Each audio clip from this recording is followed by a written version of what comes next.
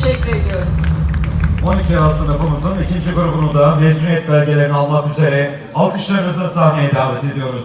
Beril İş, Gökdeniz Taşdemir, Furkan Topatan, Melis Konar, Melisa Aleyna Çelik.